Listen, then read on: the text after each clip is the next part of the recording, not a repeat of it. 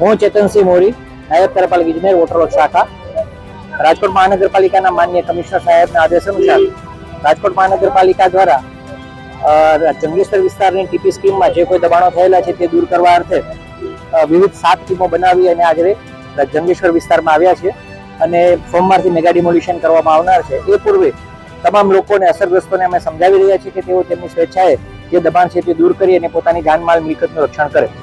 અને તેના સકારાત્મક ભાગરૂપે ઘણા બધા લોકો આપ જોઈ શકો છો કે અત્યારે પોતાની સ્વેચ્છાએ દબાણ દૂર કરી રહ્યા છે, મકાન ખાલી કરી અને રાજકોટ મહાનગરપાલિકાની ટીમને પૂરતો સહકાર આપી રહ્યા છે.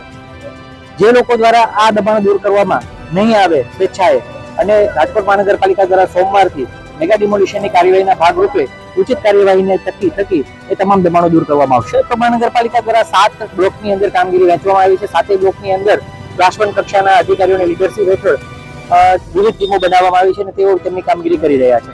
આ માટે સરકારશ્રીના બીજા વિભાગો જેમ કે પોલીસ ખાતું છે, DGVCL છે, ફાયર બ્રિગેડ છે અને અન્ય જે કોઈ વિભાગોની જરૂરિયાત છે તે તમામને સાથે રાખવામાં આવ્યા છે. Amit K Dave, in-charge chief fire officer, Rajkot મહાનગરપાલિકા ફાયર બ્રિગેડ શાખા. આજી નદીના જે નદી કાંઠાનો વિસ્તાર છે એમાં ખાસ કરીને જે રોડ ઉપર અથવા તો જે કોઈ દબાણ આમાં આવતા હોય એવા મકાન દુકાન હોય તો એ ડિમોલિશન માટે સોમવારે ડિમોલિશન શરૂ થવાનું છે. તો આ શનિ રવિ 2 દિવસ એ લોકોને બધા ડિપાર્ટમેન્ટ સહયોગ કરવા માટે થઈને, અમને મદદ કરવા માટે થઈને અમે બધી ટીમો આવેલી છે.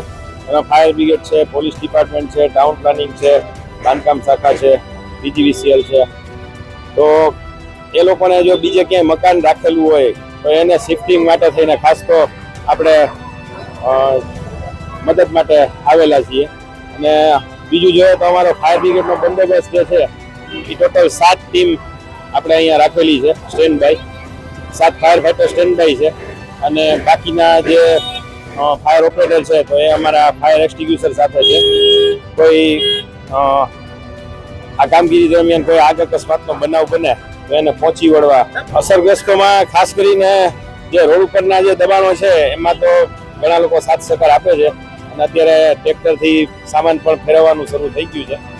અને અમારું જોઈએ તો ખાસ તો અમે તો ફાયર બ્રિગેડના બંદોબસ્તમાં કોઈ આગ અકસ્માતનો બનાવ ન બને એના માટે થઈને અમારો બંદોબસ્ત આપેલો છે.